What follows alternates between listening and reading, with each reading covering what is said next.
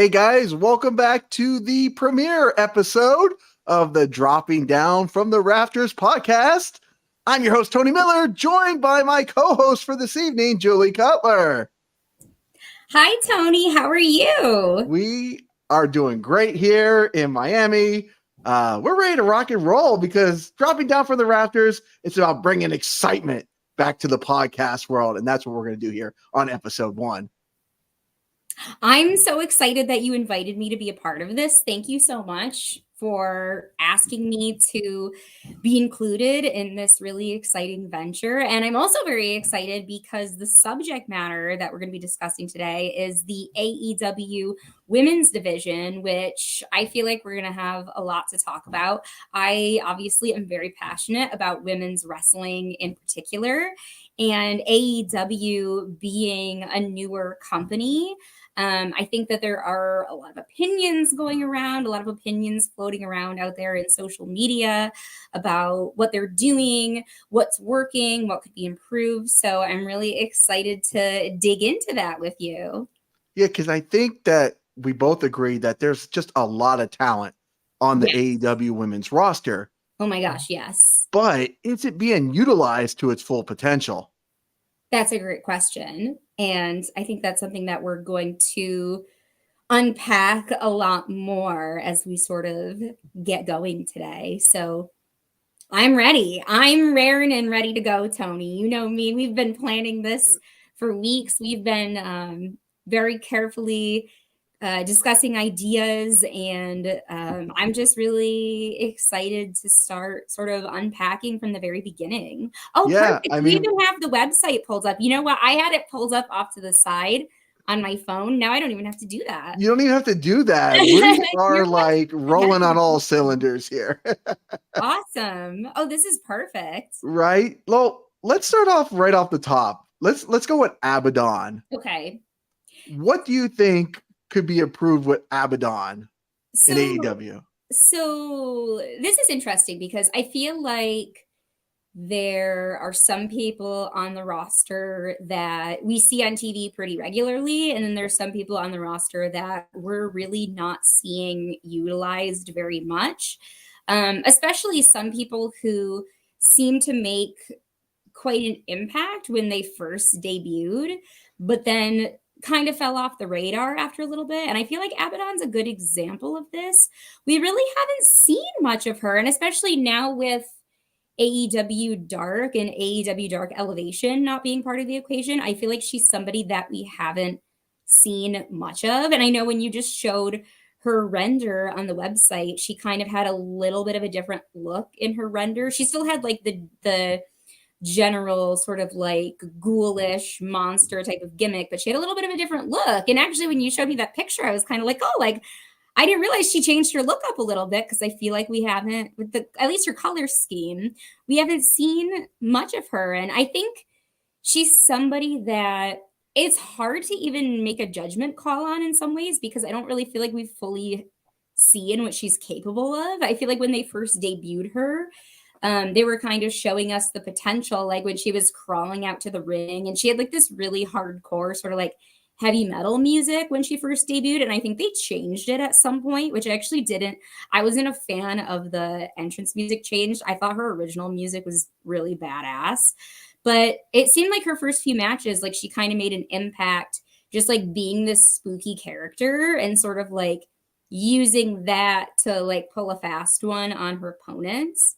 And then she kind of fell off for a little bit. So it'd be nice to see, now that she's kind of switched up her look a little bit, and I've seen like some of her training photos on social media, it'd be nice to see them sort of like re-debut her with like an Abadon 2.0 sort of like revised gimmick, like almost like what they had to do with Karrion Kross in WWE, where like they debuted him on the main roster and they kind of fumbled it a little bit with how they should have debuted him. And then eventually he came back as the character that he was meant to be.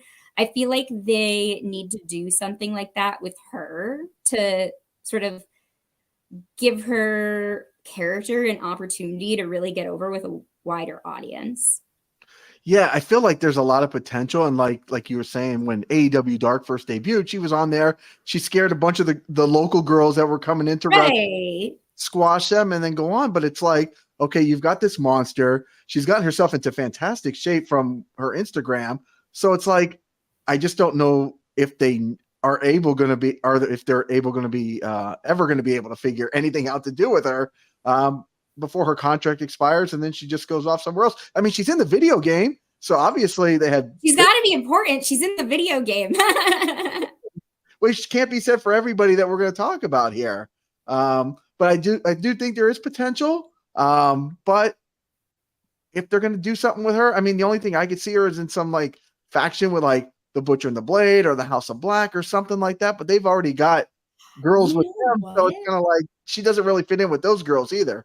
Yeah, I was going to say, it's interesting that you mentioned House of Black, because if there's any existing faction where I could have seen her maybe fit, it probably would have been with that. You know what? I think that they're like the closest fit for her, but I almost feel like she's even like too spooky for them.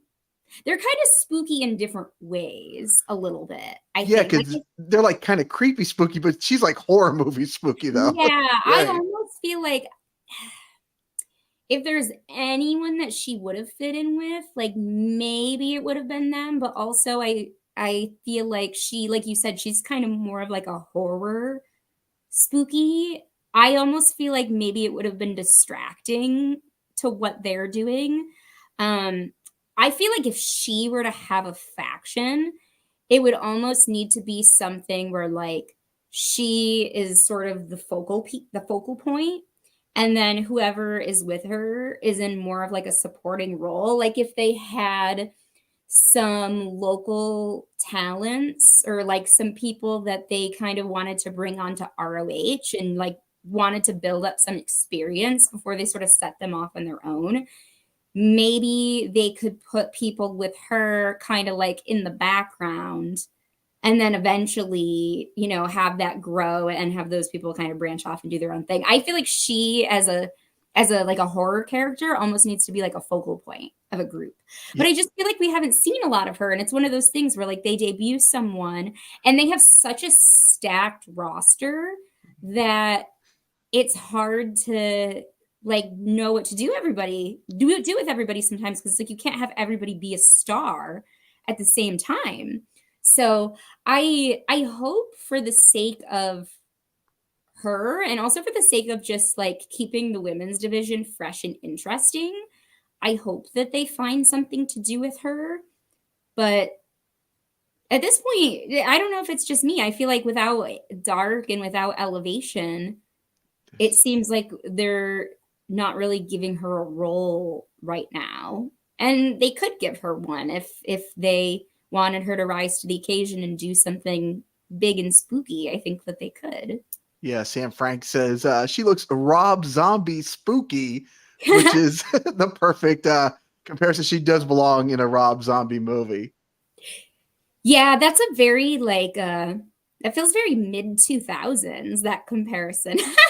It does. It brings does. me back to my childhood. I like that. Your childhood. That was my teenage years. God.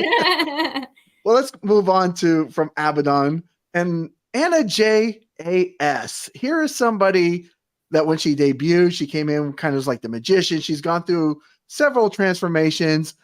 I love her as a bratty character. And I think right now, with like all the heat that's on Jungle Boy, everybody knows that she's with Jungle Boy. Yes.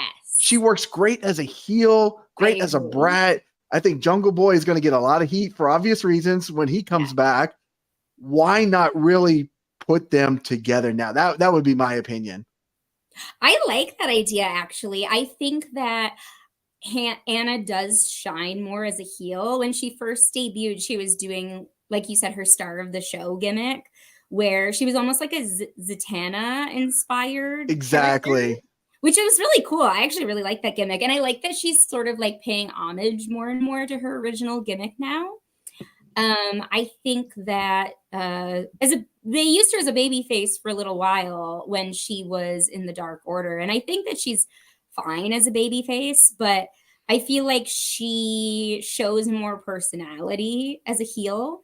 And I noticed that in her, especially in her debut match, like some of the mannerisms that she was doing in the ring. For example, I remember there was a point in the match where I can't remember if she had Shida up against the ropes, but she like turned around and flipped her hair in Shida's face and like walked away very arrogantly.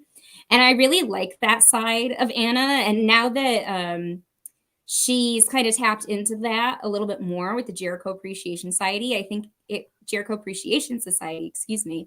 I think it would be a cool idea to sort of run with that. And so I think that you bring up a good point. Like everybody on social media these days knows that she and Jungle Boy are together. And now Jungle Boy is sort of leaning into this heel gimmick, which honestly, I don't really prefer Jungle Boy as a heel, but if he's going to do it, I guess might as well pair him with Anna.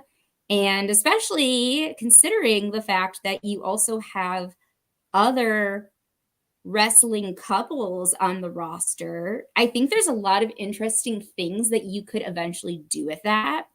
I saw a meme not too long ago that said date night idea, and then it said fight another couple. And I feel like that's what they could do here. If you got like Adam and Cole and Britt Baker, or maybe eventually someday, way further down the line, when Tay Melo comes back, you could do something with like Anna and Ty being the best friends that are now butting heads, and Jungle Boy and Sammy. There's other options on the roster as well, but I think that could be something interesting to lean into. If you're going to use Jungle Boy as a heel, and especially now that he's got all this real life heat on him, this might be a cool time to put them together on TV and just kind of see what happens. I want to like scroll through this roster right here because there's so many women on this roster, right? It's like we're obviously not going to cover every single, because we'll be here for 3 hours here today. But with all these women on the roster, I mean, look at this. We've had 2 pay-per-views back-to-back weekends, and yet only 1 match on the pay-per-views, on each pay-per-view. We had a pre-show match with the 6 women match, but they went to London, the biggest show in wrestling history, and only 1 match on the card. It's pretty disappointing. I was kind of noticing that as well. And I was kind of feeling the same way because honestly, if you see what some of the other companies are doing, like if you see what WWE is doing right now, if you see some of the women that they're developing, you see people like Tiffany Stratton, who's only been wrestling for 2 years, and look at how far she's come.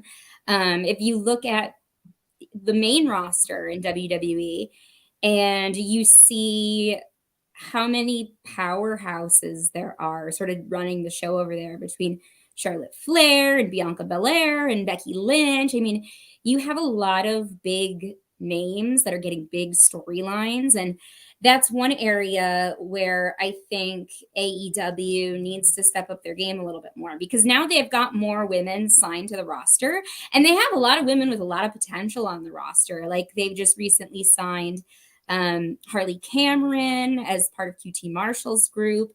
And she's already made a big name for herself on the indies. They have Leila Grey officially on the roster now, Kiera Hogan, Diamante. A lot of women that have already done quite a bit for themselves and making a name for themselves other places. And so now that they have, more of a hearty selection of women to choose from, I'd love to see more well thought out, developed storylines using the women, not just as side pieces, because we've had Anna and Ty as kind of accessories to the Jericho Appreciation Society in some ways. Right now, Harley Cameron, she's, like I mentioned, she's part of QT Marshall's group. We have Allie, the bunny with the Butcher and the Blade. We have a lot of women that are with groups or they're with other people.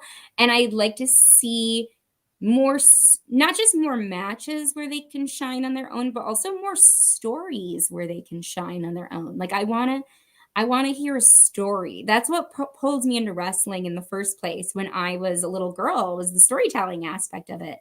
And we've seen some storytelling with women. I think Britt Baker has been involved probably in the majority of like the really interesting storytelling that I've seen. I think that we've seen a little bit more with the outcasts, some of the maybe more developed talent that has had years of experience coming from other places. But I want to see AEW develop more stars in the women's division from the ground up from a character standpoint. Yeah, it's really weird. I think I can only recall maybe one Dynamite. I mean, somebody may correct me, that where there was actually like 2 women's matches on the show. Now I don't know if that's the booking or if it's the TV, the network that's saying no, just one women's match. But we just get that every single week. Dynamite, Rampage, Collision. It seems to be just one women's match, and there's no time to build anything to move the storylines forward. So it's really hard to get invested, other than maybe your main like 6 or 7 or 8 women that are constantly on TV. And then every once in a while they'll throw, Nyla in there or somebody, but you can't really get invested because then they're not on TV for a month. I totally see what you're saying. And I think that on one hand, like I mentioned, I think that some of the people that have gotten more time, for example, Saraya and Toni Storm, and people that have had more experience other places building a large platform for themselves. On one hand, AEW's gotten some criticism because when these people show up in AEW, some people, they kind of think it's funny, like, oh, ex-WWE person. And, some of these people left WWE for their own personal reasons. Some of them may have gotten released and it may have not been their decision to leave the company. But if anything, I am very happy to see that there are platforms, there are opportunities for wrestlers to exist and thrive and be on TV other places. So, people sometimes they criticize AEW and they say, oh, well, they're poaching talent from WWE. And I don't really think that it's fair to look at it like that, because why wouldn't people from WWE, if they still want to be in the wrestling business, if they still want to wrestle on TV and maybe they want to reinvent themselves and have a fresh new creative platform, I'm excited to see them come to AEW. I think the issue is kind of getting more into what we're saying, where we're not seeing as many opportunities, particularly in the women's division, for stars to be really developed from the ground up because they just don't have the time. I think Britt Baker is a great example of somebody who is homegrown from AEW, who's been really successful, and we've seen a lot of evolution with her character and her promo skills and just everything over time. And she has done a huge part in carrying the division. But I'd love to see more strong examples of that throughout the entire women's division. And I think that there's opportunity for it. I mean, I think just looking at this now, Kris Statlander they've been doing a good job with her. I think that her coming back after her injury and getting the big TBS championship win was really cool. I'd love to see them do more though with like Leila Grey, Skye Blue, PDZ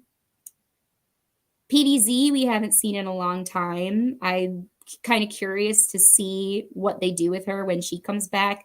Penelope Ford, I'd love to see more development from Red Velvet.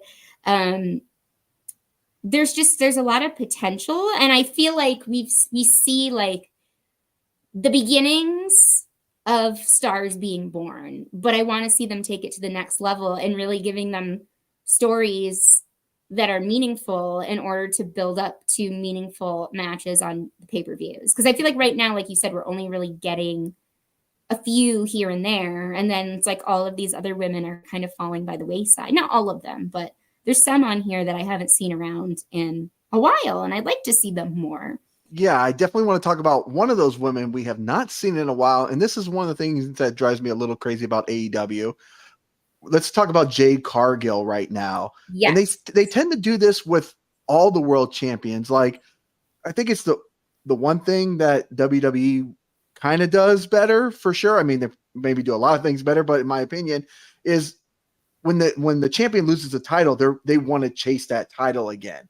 It doesn't seem like, whether it's the men or the women's, when they lose the title, they're just kind of gone, like non-existent from chasing the title. Jade Cargill lost that title.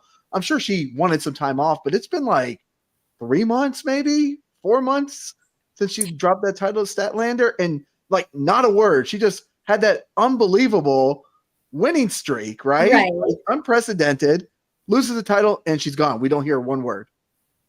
Yeah, I think that's a great point, honestly. And like you said, I think that there was some time off given to her. I don't know all of the details about how much, or if like she was working on other specific projects where maybe she needed the time away from TV to work on other things. But you bring up a great point. She had this incredible TBS championship run where there were so many times where I wasn't sure. I had gotten to a point where I wasn't sure who was going to defeat her for the championship, because it felt like every single formidable opponent that she had, she ultimately ended up beating, whether it was Taya Valkyrie, any of the other sort of key women on the pretty roster. much everybody except for maybe like Britt Baker. I think I'm trying to think like anybody. Toni Storm. She beat Skye Blue several times. I know that. Yeah, I thought at one point, like, I thought maybe like when Toni Storm joined the company, I thought like, oh, maybe she's the person that's going to do it. So it got to a point where I was like, if it's no one here, then who is it? And so finally we get our payoff with Kris Statlander winning the championship, which I do ultimately think was a good call. And I think we've seen a lot of evolution from Kris Statlander over the last couple of years, which has been pretty cool. But it is odd that she still hasn't come back to say anything. And I hope at some point in the relatively near future, I hope that she will, and that when she does, they're able to build a big story off of that. But I think that you made a very valid point. It's like when someone loses their championship, that's like, their baby. That's right. They should be coming up with any strategy that they can to get their rematch. But it makes sense in this case that she did take some time off, but then it kind of leaves that hanging question of like, well, when is she going to come back and claim what's hers? Right, because if she's gone for a week or two, okay, fine. But it makes it look like she took her ball and went home, which is bad, which I'm sure is not the case, but just the way that they've done it, it just, you could be forgotten very quickly in this industry. Exactly. And that's something to be really careful about, is that if you're not on TV, you're not getting seen. You're seen on social media, which is one thing that is good about this day and age, is that you have your social media content to sort of stay relevant and keep yourself afloat. But if you're not on TV every week, you're not getting that follower count that's going up every week. You're not getting time that's relevant to who you are in this business. You might be keeping yourself relevant in other ways on social media through other ventures, but you're not staying relevant with the audience that's watching every single week. Dr. Britt Baker, I think, is, I feel my wife and I were talking about this the other day about like, obviously there's some important people or people that are deemed important that are gone from the company now, that have left over the past year or so. And they say, can AEW survive without these people? In my opinion, there's two people that really scream AEW and they can't afford to lose. One is definitely MJF. I agree. And the other, I think, is Dr. Britt Baker. I agree with in you. The women's division. For a while, they were doing the TV show, like the reality show, and she was talking about how she doesn't want to chase the title anymore. And she's, I don't know what kind of, thing she's going through, but I think DMD needs to be on TV every single week. I love when she was doing that talk show, whether she's wrestling or not. Like, I think DMD needs to be on TV every single week. I agree with you. And I also think she is amazing as a heel. And I loved a couple years ago when she first debuted. I think she had been used to being a babyface for so long, but I loved watching her evolution as she sort of like tried out her heel character for the first time. And I feel like at the very, very beginning, I remember like one of her first heel promos that she cut. And I was kind of like, okay, like I don't know quite right now how I feel about this. But I feel like the more she leaned into it and the more she sort of came up with like little nuances to add to her character. For example, like when she had Rebel accompanying her to the ring and she's always calling her Reba. Oh, it makes a And huge difference. Yeah. yeah, when she had her knee in a brace and like she had Rebel pushing her around That was everywhere awesome. and she was like really playing up the injury even when she wasn't actually technically injured anymore and she was still kind of just like playing it up for TV.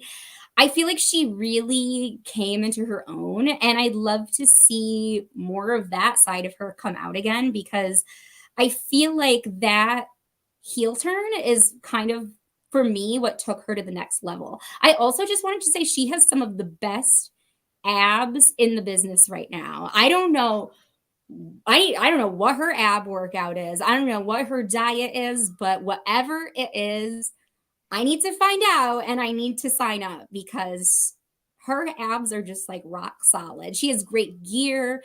She always looks very professional and very well put together on TV.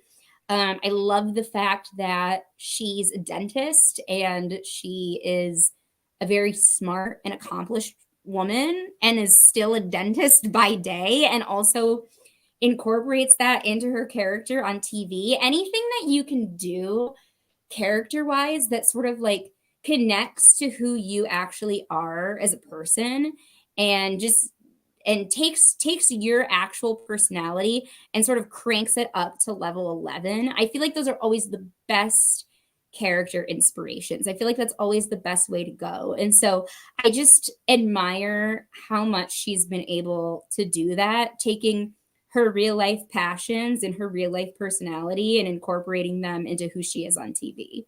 Now, Red Dog Wrestling commented that he was under the impression her contract was expired. I'm guessing he's talking about Jade Cargill. I've heard nothing about that. I knew that she was like, from what I had heard, she was promised some time off, but I think she'll be back. I think if her contract was expired, I think it would have probably been out there and put out there that she's out on the market and Yeah, she would be picked up and signed. And I think WWE for sure. I haven't heard anything about her contracts. I agree with you. I think that if that were the case, we would have heard something more specific about it by now. I also am under the same impression as you that she was promised some time off. What length of time, I'm not 100% sure. But that's as much information as I know. And I want to give Jade Cargill a lot of praise because she has a lot of good things going for her that I think make her a great catch for AEW in terms of just her overall look, her physique, how she presents herself on social media. I think that she has what some people, not everyone has, what some people strive to have, which is just kind of like an inherent star power. And so that's probably why they made her a champion for as long as they did, because she's somebody who looks great on TV and carries herself with a lot of confidence. I do think that one thing that the entire roster would benefit from, and I think that as AEW sort of develops more, I think we're seeing more structure within the system, right? With how they acquired Ring of Honor, and now Ring of Honor has their own show, and we're kind of seeing some people that are more specific to Ring of Honor. We're seeing some people that are more specific to Collision. I question at some point in time whether they're going to create some sort of NXT-like system, maybe not necessarily its own show, but maybe some sort of more formal training program, because that's the one thing I know seeing some of the talent that has had a lot of experience other places. Tay Melo, I think, is a good example. She's somebody that came from NXT, and I think we saw that she had in her moveset and her repertoire, she had a little bit more of that performance center polish to her than maybe some of the other talent kind of coming fresh off of the indies has.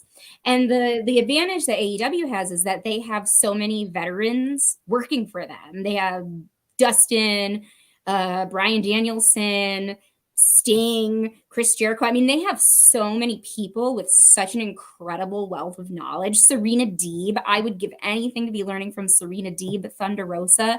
I would love to know if at some point in time they would be able to create more of a formal training program so that the younger, less experienced talent can continue to hone their craft with some of the people at the top of the roster. And I'm sure like there are people that do this in their own time.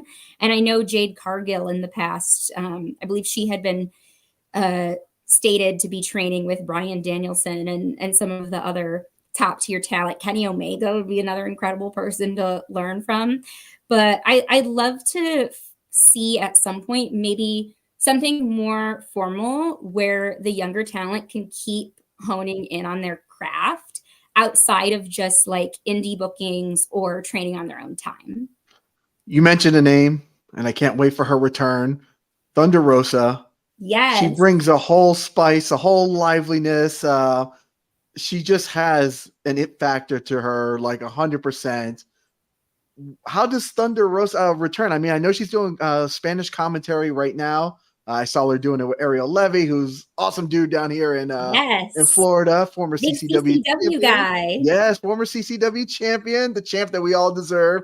He's now doing commentary over there in AEW. But Thunder Rosa, she's been out for quite some time. How does she come back? Does she come back with I don't think she can come back as a squeaky clean Thunder Rosa. I think she has to come back with a lot of attitude, though.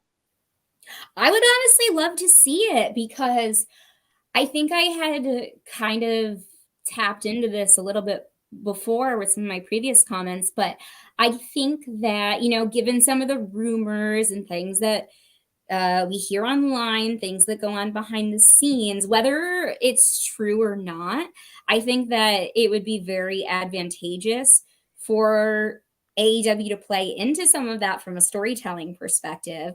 And then it gives us kind of what we've been expressing that we need, which is storytelling in the women's division that is compelling and it has some sort of a deeply rooted basis for beginning. It's not just like a random story that was thrown together. It's based off of backstage drama, rumors that we've been kind of hearing, which, like I said, depending on, how true they are or how not true they are, it doesn't really matter if you want to turn it into a story. You could take whatever you want and run with it. So I'm very excited to see her come back. I think that she has a lot to offer, especially from a technical wrestling standpoint. I absolutely adored the match that she had with Serena Deeb. I think that the two of those women together just put on a total clinic. And you could really tell based on the way that they worked with each other, like I was noticing the transitions between their submission moves on one another, for example, were just so clean and so polished. There was no awkwardness getting from one hold to the next. It was just like a very natural, they were thinking ahead to, where their opponent is going to be and where can I be that makes sense. And they just seemed like they had such a strong second nature to that. So I am equally as excited as you for Thunder Rosa's comeback. And I think that if everyone backstage is on the same page and they're playing their cards right, I think they could do something really meaningful with her return. Yeah, because it's like when Collision was launching, they obviously teased some people coming back like Miro that hadn't been sitting on TV for a while. And Thunder Rosa was obviously another one. And it's been a couple months now.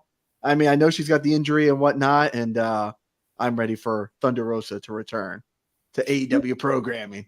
Me too. And I think that something positive that they've done, I know you've mentioned Miro as well. I think that they've given him a meaningful comeback now. If anyone watching, if you all have tuned into All Out this past weekend, he had a great match. And now we've got CJ Perry in AEW as well. So I think it was good. It was they pumped up his comeback, and now they're showing that he's doing something meaningful with it. And so I always feel like that's a good sign, not just for him, but also just for setting a precedent for the rest of the talent to show them like, okay, we had Miro, we had him come back, and we're fulfilling our promises to him, and we're giving him great meaningful TV time and great matches, and he's getting an opportunity to do something new and creative with his character than what he had kind of previously been doing in AEW. So I think it sets a good precedent for someone like Thunder Rosa, who's coming back, and she sees other people thriving and being treated well by the company, and she's saying, okay, well, now when I come back, we can do big things, and it can mean something to the audience. Let's go on to a young lady that I've had the privilege to have on the channel here. Somebody that when I first saw her wrestling on the indies, I'm like, she's going to be a star. Yep. I got to get an interview with her right now because she's going to have a manager. She's going to be hard to get a hold of. And I knew she'd get signed. She'd get contracted. She has. That's Skye Blue. Yes. She's on TV on a regular basis. She's probably on TV, I would say, more than 95% of the other women's roster on a regular basis now. Yeah, she has been getting used quite a bit. And I think that is a good call because she is very young. She has a great look. She has a very distinguishable look. I mean, the fact that she has great gear that matches her name, and she's got kind of like this youthful persona that she carries herself with. I think she has a lot of really good things going for her. And I think she's a great example of someone where if they keep investing in her like they are now, I think that she has so much potential to be like a Britt Baker or someone else who could really be like a major player in the women's division and in the company as a whole. Yeah, I think there's going to be some type of big payoff here because a couple of weeks ago they mentioned that she hadn't got a singles win since she had been contracted in AEW, but she just did score the victory. She got the pinfall in the buy-in this weekend at All Out. So yeah. I feel like they're building to something very slowly, which is fine because, she's ready to break out, or she's almost ready to break out, I should say. But I feel like there's something coming there that they have a big plan for her down the line. Yeah, I'd be kind of curious to see what they have planned. If maybe I'm trying to think of like who I would really want to see her working with. I mean, I think I'd love to see a program between her and Britt at some point. I feel like they've played a lot off of the idea of like Outcasts versus AEW originals already. So maybe they could play it from more of like an AEW original side. Like Britt was kind of like the OG, and Skye Blue's kind of coming in being like, I'm the new thing. This is my house now. I mean, there's a lot of different ways that you could probably develop it over time. That's just one idea. But I think it'd be cool to develop some sort of story between the two of them that feels authentic. And I think also there's something to be said for maybe pairing Skye Blue with like some of the other people that we've mentioned, like Thunder Rosa and Serena Deeb, some of the people that have a lot of experience getting victories or even just like high quality matches with some of those people that can continue to give her credibility from a technical standpoint as well. Now, you mentioned the Outcast. They look like they're on the fringe and they're about to implode here any week now. what is the future for the Outcast? Do the three of them stay together? Does Saraya just kind of go on? It looks like I think it's Saraya and Toni Storm. I don't know. I think they're just going to go off and leave Ruby Soho as an official outcast. The outcast. The double outcast. Yes. Which actually, like, for Ruby Soho's character, I don't feel like that's totally like out in left field.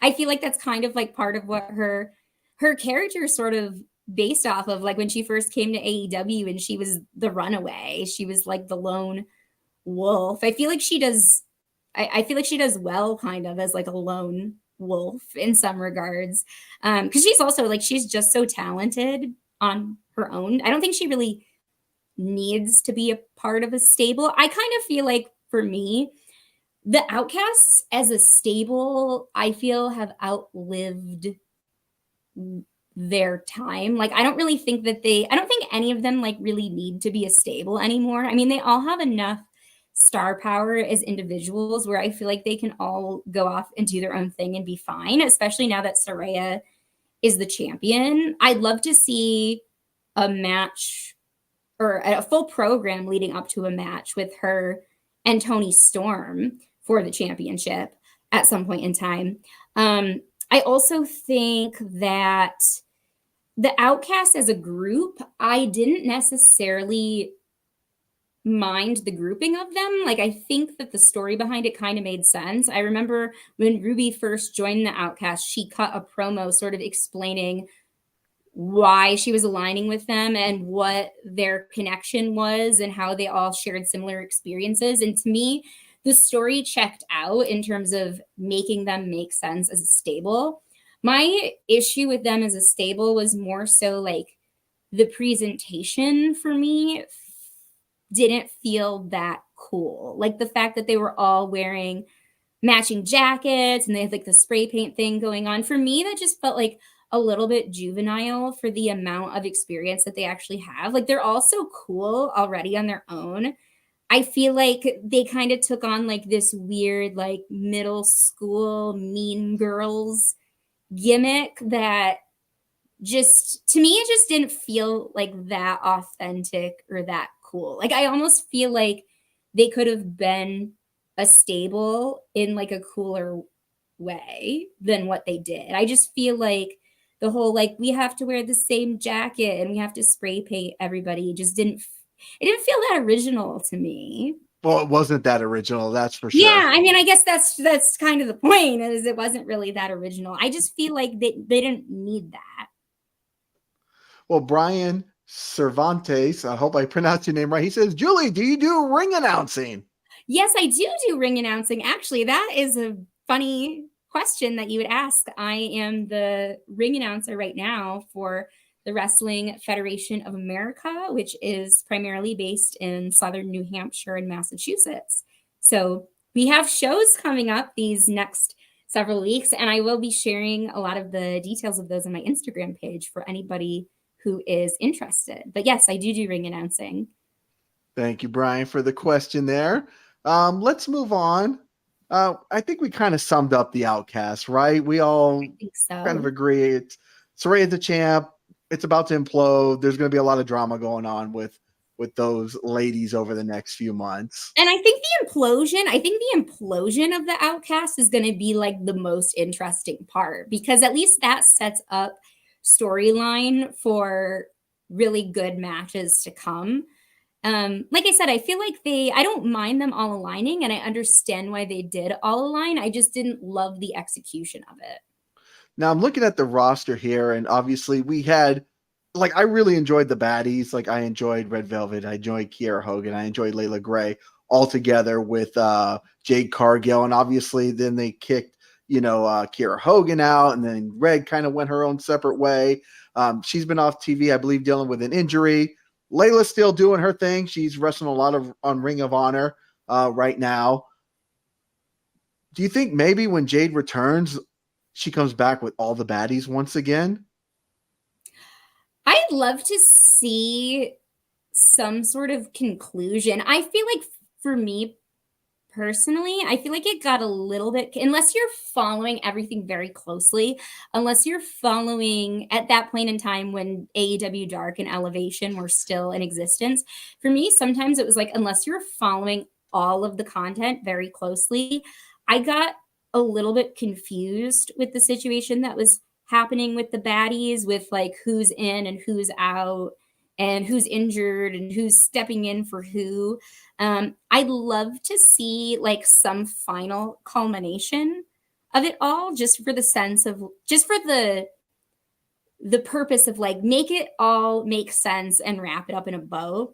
I feel like with storylines, sometimes it's like there's two different ways you can kind of go. If you feel like something is not working, you can just or if you have some issue that comes up, people get injured, something unexpected happens. It's like you can either abandon ship entirely and just pretend that it didn't happen for the sake of moving on, or you can find a way to tie it all up in a bow nicely and then move on.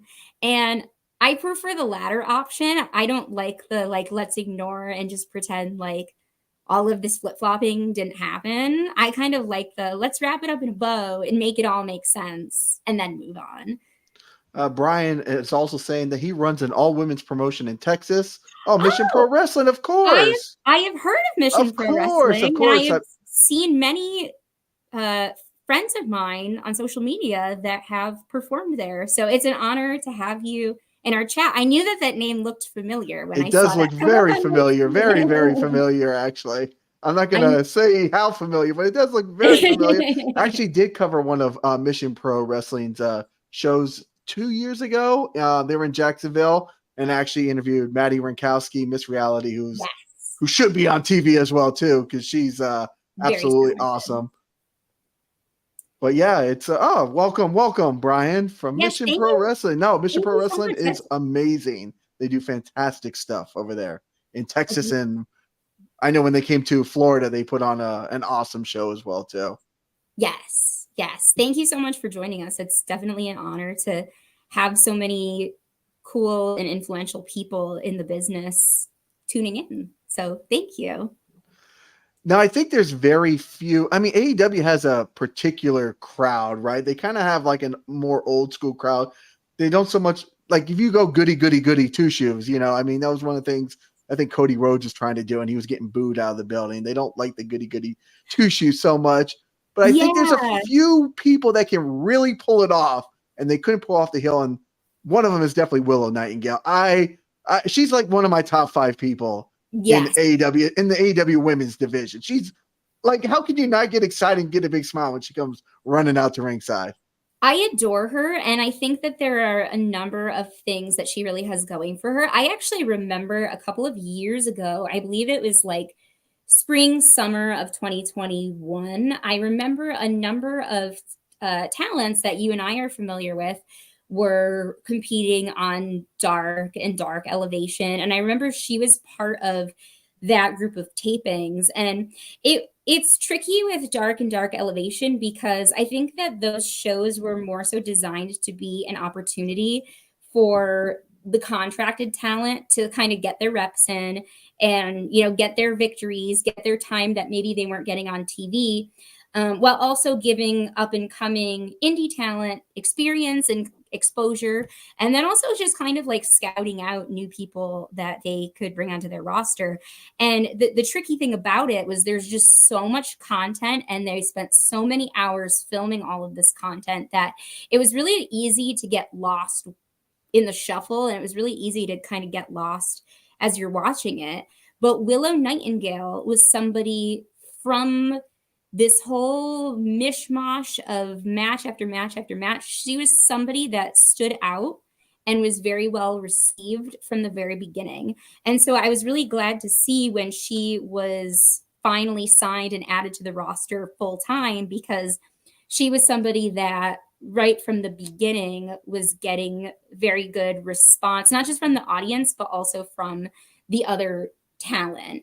And so I think that she was a great get for them. I also think that her music and her presentation, the way that she comes down to the ring and the way that they've been booking her and using her pretty frequently, has allowed her to start connecting with the audience and getting over with the wider audience.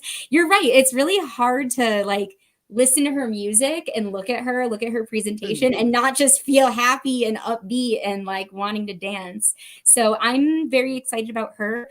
She's also a powerhouse. So not only does she have this happy-go-lucky babyface side to her, but I feel like she still has a lot in the tank from a technical standpoint that we haven't seen from her yet. And I'm very excited about that. You know, when I interviewed, I have also interviewed Thunder Rosa. I interviewed her at River City Wrestling Con 2 years ago, and she had just had that fantastic, like one of my favorite women's matches of all time. It was in the cage with Britt Baker. You know, I had asked her about that. She's like, yeah, everybody wants to talk about that, but that match still stands out. I mean, I've even got a poster that one of the artists made. I don't know, it's back here somewhere. I don't know how to point. It's right there. One of the artists made. It's super cool. And the women have proven in AEW that they can actually like legitimately throw it down, be hardcore. I mean, Penelope Ford and the Bunny have thrown it down with Tay Melo and Anna Jay. And I do love that. I know some people really don't like those types of matches. And I will say I think you have to be careful about not overdoing it, because when you do it so much, unless you're catering to an audience that's looking for those types of matches specifically, and like that's what your promotion is based around, people will start to become desensitized to that over time, and it'll start to lose its shock factor. So I like that they've been doing those matches with the women like just every once in a blue moon. And we've seen, like you mentioned, I think Tay Melo and Anna Jay have been great examples of women that have just thrown it down. I know there's been some criticism coming from other places saying, oh, well, that's not wrestling. That's the brutality of it is too much. That's not real pro wrestling. And that's not to say that that's not a fair opinion to maybe people that are coming from more of an old school standpoint. But I kind of like every once in a blue moon think that that's really cool and badass. And I agree with Brian, who is up on our screen right now, saying give the women the time and space and they can thrive. I agree. I think that giving women some of these opportunities in particular, it really shows their strength and their grit. And I personally think that it's really cool. And maybe I'll be in a match like that someday. Who knows? Julia, are you dropping a spoiler? Is there something that we should know? No spoilers yet. No spoilers yet. Okay. Now, I believe it was Britt Baker that went and said that, she would love to have, at least one of the women in AEW said that they would love to have a blood and guts match, something that the guys get to do. Like if we were going to put together, let's bring up the roster here. Okay. And take a look, and let's put together a blood and guts match here. We're gonna do our own fantasy booking, Tony. Yeah, maybe you can pick a team, and we'll do like fantasy football here, and we'll pick what was it 4-4 or let's do 4-4. Let's not make it too complicated, right? I was like, I guess we could really be whatever we want it to be, right? That's true. I feel like Ty and Anna have to be in it because they're like the OGs. Okay, so you just drafted 2 back to back then. Oh no, I'm sorry. Are we taking turns? Well, let's go. A collaborative effort. They go together as a package deal. Okay, let's do that. Hi, Jay. I want to have. Well, I'm gonna go with Thunder Rosa first. Like that would be my number 1 pick. Ooh. Now, I guess here's my question: when we're drafting our teams, are we drafting like specifically they all have to be heels right now? No. Let's it's our fantasy. It's our fantasy booking. I need Anna as a heel. And I guess by default, I'm going to need Ty as a heel. I feel like Shida needs to be in the match because she's got a lot of rage going on right now. Okay. But she needs to be a babyface. Shida's more of a babyface. So have you drafted Shida then? Is Shida your 3rd pick then? Okay. Am I drafting for one team? Am I drafting for the whole match? Well, let's just say it's Team Miller versus Team Cutler. And Oh, who do I want on my team? let's see. And you picked you picked Ty and Anna Jay. I picked Thunder Rosa, right? You've got the whole squad. You got the whole squad. Well, I'm going to throw Diamante on my team because you can put Diamante. That's fine. You can put Diamante on your team. I've seen her wrestle on the indies, and she completely kicks ass. I want Thunder Rosa and Diamante on my team. I could see Diamante being a good pick. Yeah. Can you scroll down? I think I know who I want to pick, but I'm not 100% sure.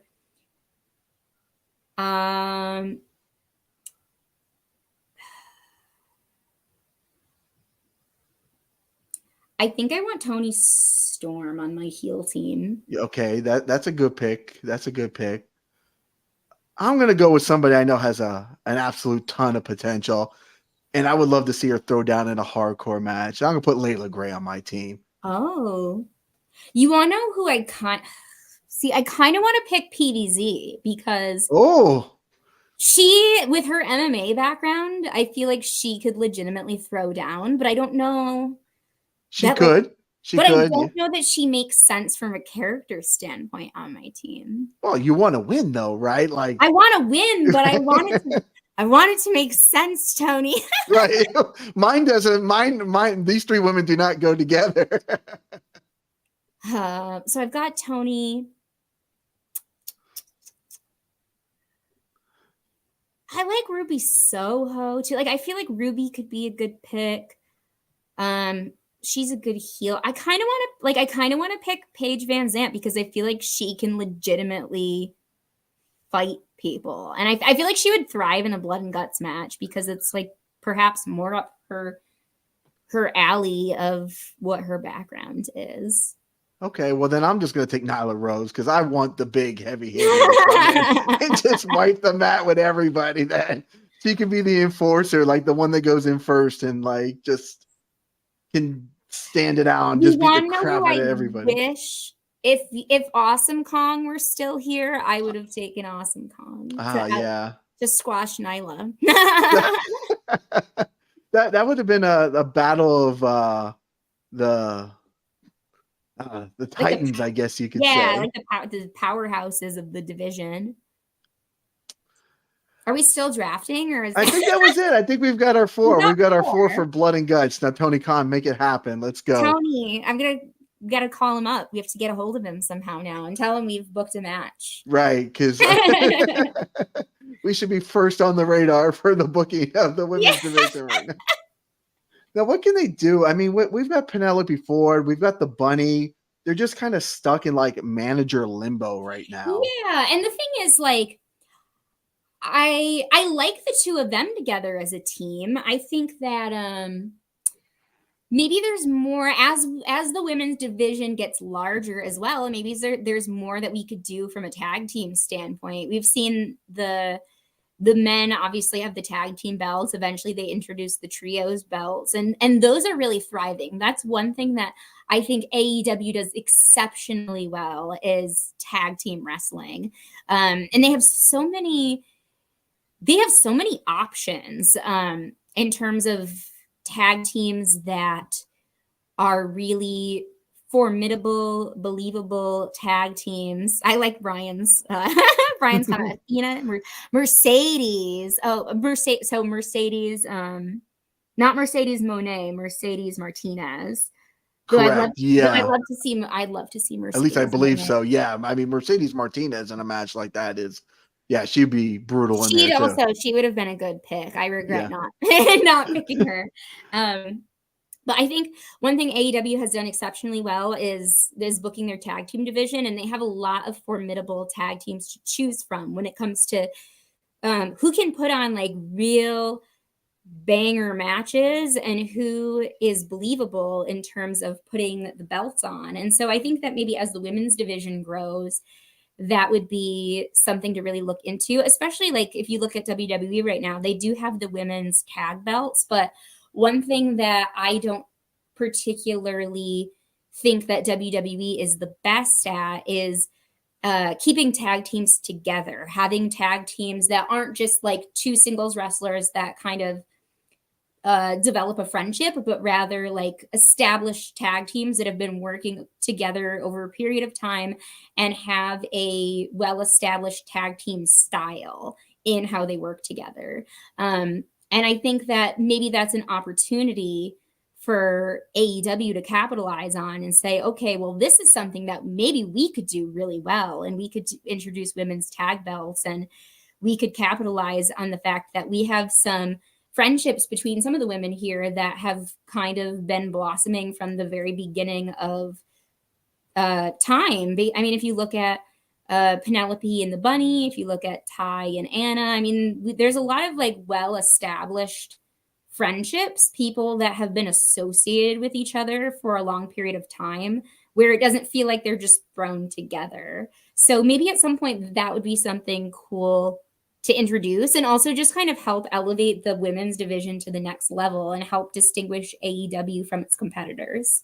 Yeah, that's one of the things I've actually been thinking about for a while, and that'd be a way to get more women on TV on a regular basis, is to have some type of tag team division, because you could put Skye Blue and Willow Nightingale together as a tag team, or you could put Leila Grey and Red Velvet together, or there's a lot of combinations that make sense. Mm-hmm. And that would give them TV time as well, too. So it's more than just two women on the show on Dynamite, two women on Rampage, you know, or just a random 6 women match that just happens to take place every once in a while. Right. And I think that from the storytelling standpoint, if AEW really took the time to foster showing these women together on TV and like building meaningful connections between them that mean something to the audience. So it's not just like 2 random women thrown together. Boom, you're a tag team now. Make it work.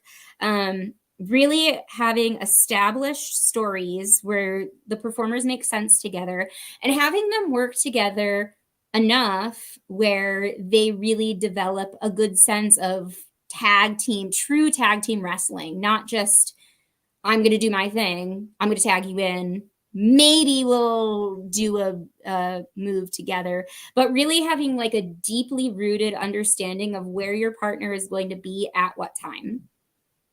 Yeah, it just can't be half-assed and put together. It has to be make sense. It needs to mean something. And I was going to mention, you know, before as well, I had kind of mentioned, I felt like that wasn't something that WWE was doing particularly well, was booking women's tag team wrestling. And I know we just saw not too long ago they removed the NXT women's tag team championships by unifying them with the tag team championships on the main roster, which I was a little bit disappointed about, because I felt like it was somewhat of a step backwards in the sense that it doesn't give the women in NXT to develop meaningful tag team, or at least, I mean, they could develop meaningful tag teams, but they don't have anything to chase.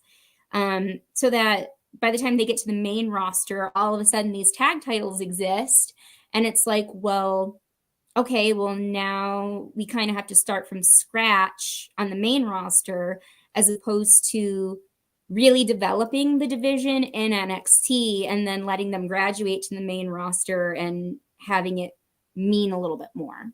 Yeah, I think the only thing that AEW really has done like tag team focus, and it's been like over 2 years, I believe, since they had like a tournament. Diamante and Ivelisse won the tournament.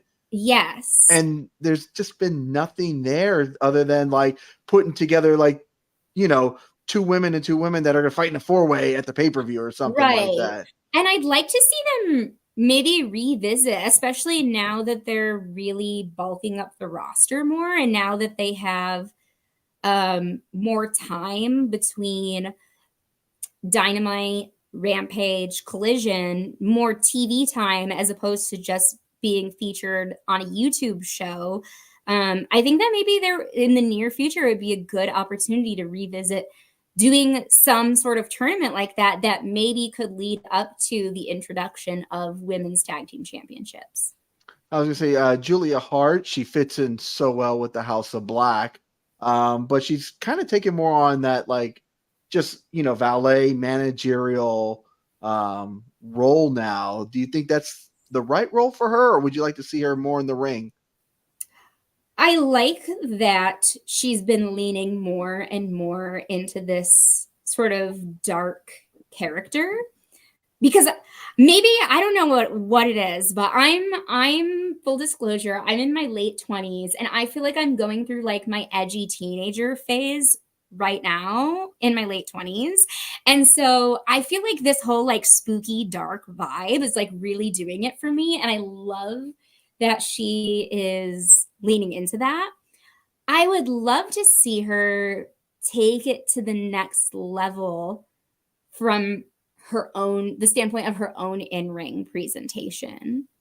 And I think she's gotten like a little taste of it, like some new gear and some matches here and there. But I feel like she's at like level 60 right now, and she could stand to crank it up to level 100, just like in the whole overall presentation and in sort of graduating from like a managerial role and really adopting this whole persona as her own.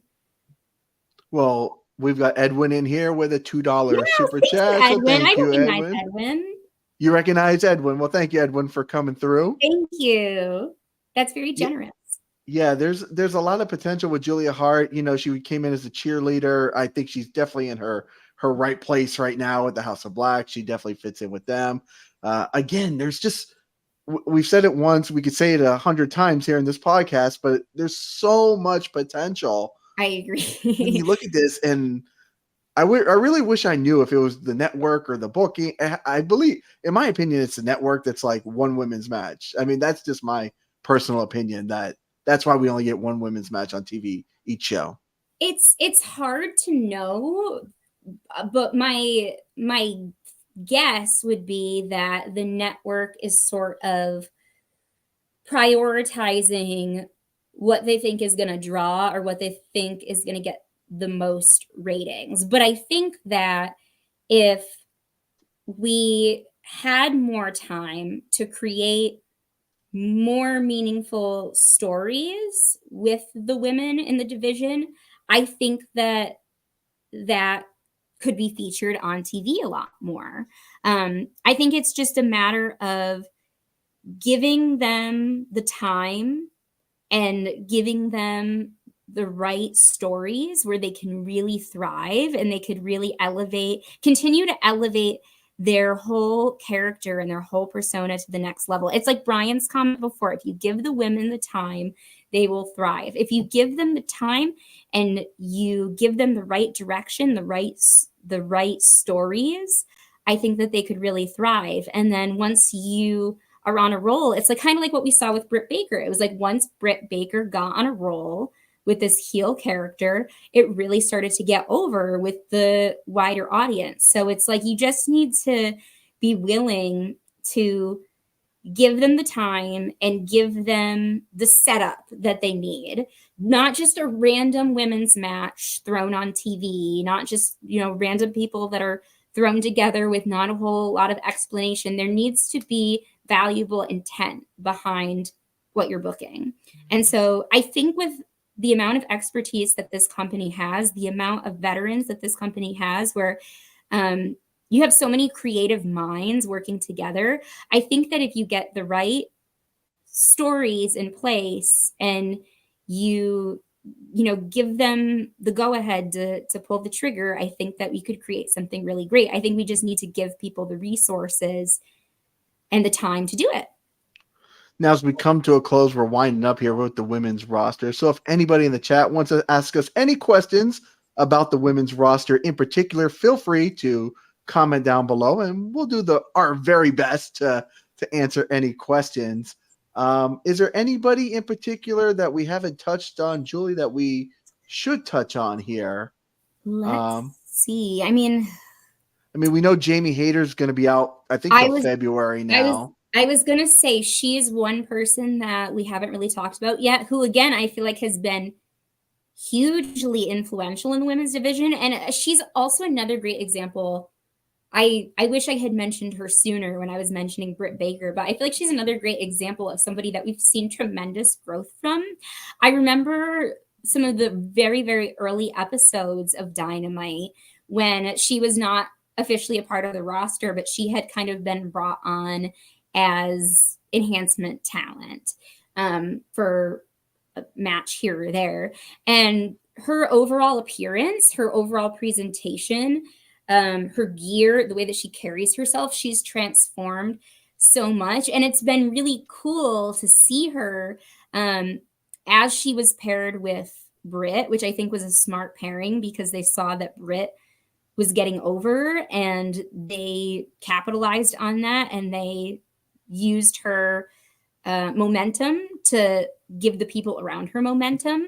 It's been really cool to see how Jamie then went from being kind of like this auxiliary character who just showed up, I don't want to say out of nowhere, but without a ton of build up, showed up and then just took off. I mean, how many times was Jamie Hayter trending on Twitter or breaking the internet on Instagram with her popularity? I'm very excited to see when she comes back, because I think by the time she comes back, the landscape of the division is going to have changed quite a bit. And so it'll be interesting to see how she plays back into the mix with all of the new additions and changes that have been made since she's been gone. Julie, in your opinion, we have a very special guest asking a very special question right now. In your opinion, who has made the most of the women's title and taken the title to the next level in AEW?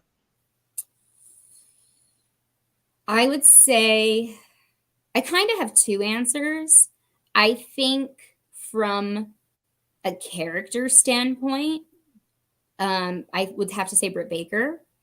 And I know I've talked a lot about her throughout this podcast, but I think the fact that she is an original to the company, she's been a staple to the company since day one. She's someone who's believed in the mission of AEW and this company since day one.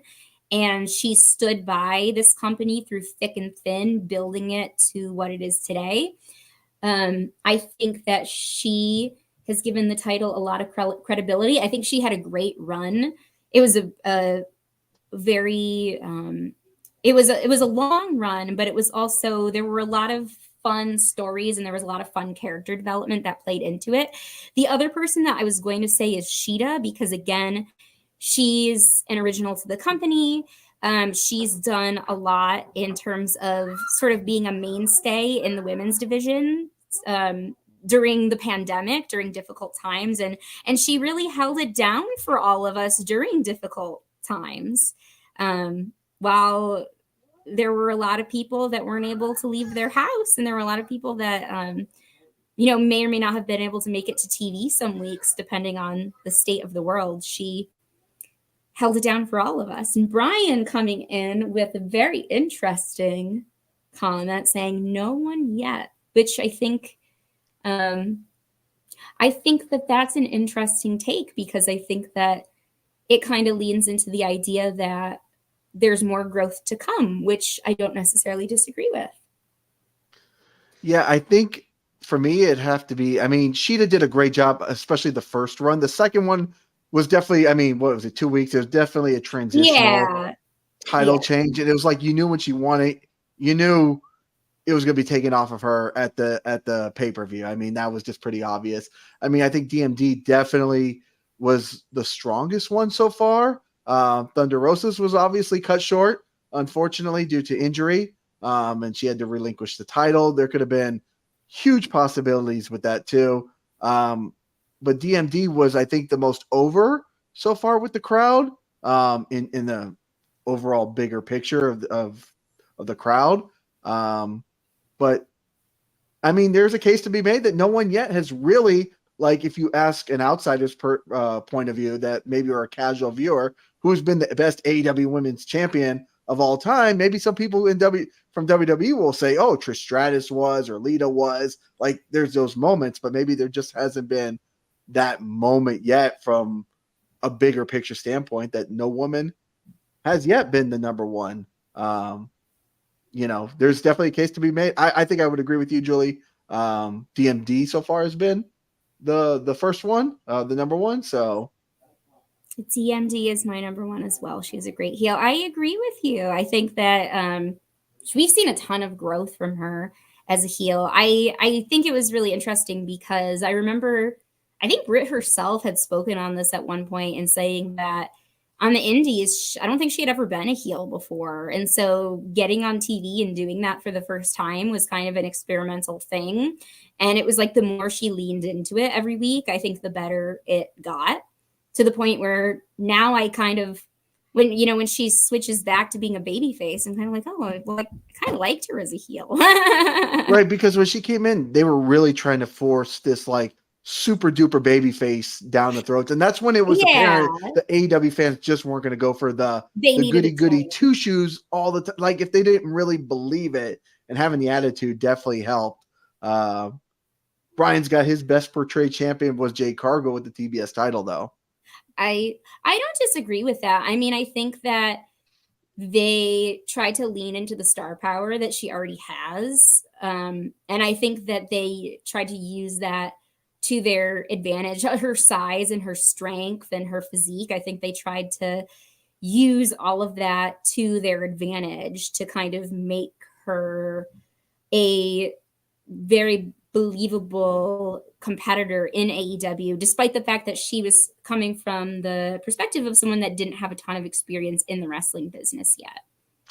Is there anybody else that you would like to touch on here on the roster now that I scroll through? I think for me, I've pretty much covered it. Because, I mean, we know Rio's only going to show up from time to time now, obviously. And Emi Sakurra and Yuka Sakazaki. And they're just going to show up from time to time. They're not going to be in regular storylines on a regular basis, Honestly, I think if we keep talking about everyone might be here for a while, there's a lot that I think I could get into, but maybe we'll just have to do a follow-up episode. We'll have to do a part 2 where we talk women's wrestling some other time and touch on everything that maybe we didn't have time for today, because once you get me going on women's wrestling, it might be a while. We're here for 16 hours. Well, before we wrap up the podcast, let's go ahead and we've got we're going to go ahead and make our announcement for the next podcast. I'm going to go ahead and play a little video and we'll show off the next dropping down from the Rafters podcast guest and theme. He's got one of the most rocking entrances in all of professional wrestling.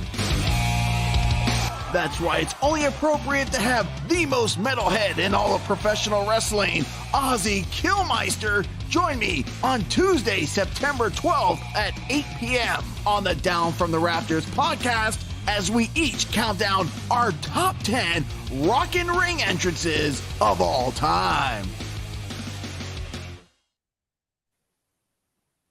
So that should be fun. Ozzy Killmeister is always a good time.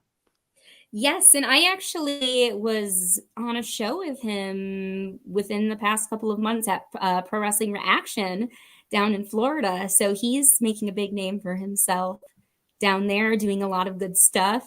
And I am very excited. I will be watching the next episode. So I'm looking forward to hearing what you guys have to say.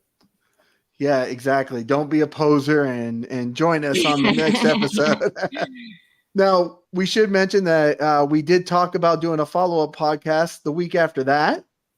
Yes. And so Julie won't be back next week, but she'll be back 2 weeks from now. Yes. And do we want to talk about what our topic is yet? Or I don't think so. I think we'll just say that you'll be back in 2 weeks. Yes, I will. And we've got some cool ideas being thrown around, some good stuff coming. Absolutely. So, Julie, before we head out, I know you've got some shows coming up. You've got a lot going on. So if you want to go ahead and let everybody know who's going to be watching this on demand as well, too.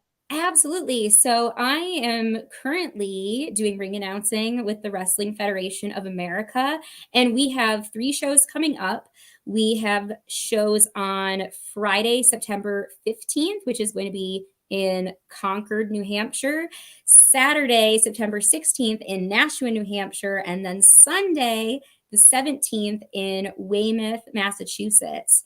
And we have a lot of really great talent. We have a lot of people that are up and coming on the indies, making big names for themselves, making appearances for AEW, WWE, MLW. So these are the stars of tomorrow. This is an opportunity that you won't want to miss out on. And so I will be at all three of those shows coming up. And you can also follow me on my social media. I will be sharing information about all of my future appearances. It is at The Crown Jewels. Crown is with an E at the end. It's the old English spelling. That's just how we roll here. So I'm going to be very busy these next few weeks, but I will keep you all updated on my whereabouts. Yeah, thank you to all those who joined us today and the many of you that are definitely watching this on demand at your own leisure, because we know how difficult it is to make anything live nowadays. So the fact that any of you took a little bit of your time to come in and join us is really awesome. So we definitely appreciate it. And thank you so much, Tony, for having me. I like I mentioned before, I'm very passionate about the subject matter. I'm very passionate about women's wrestling and taking women's wrestling to the next level, continuing to build new stars within the women's division. So I'm really happy to be here, and I just appreciate you thinking of me and excited to do this the next time. I'm glad Mosh Pit Messiah finally made it. He's a big wrestling fan. He's a big gamer, and he always talks about running on Cuban time. And Mosh Pit, he ran on Cuban time tonight for sure, my friend.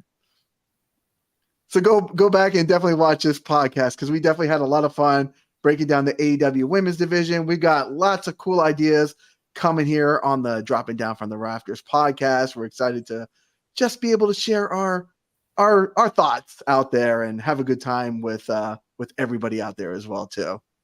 Absolutely. All right, guys, if you like interviews like this on Toned In Entertainment, well, it's not even interviews. I'm so used to saying interviews. If you like podcasts like this, like the Dropping Down from the Rafters podcast, because heck, when Sting came down from the Rafters, that was the most exciting time in my life as a wrestling fan. Magical. That's what this podcast is themed after. So guys, thank you for joining us. And if you haven't already, make sure you guys hit that red subscribe button so you can stay tuned in here to Toned In Entertainment for future videos. Subscribe to the channel. Do it. Go now. Do it now.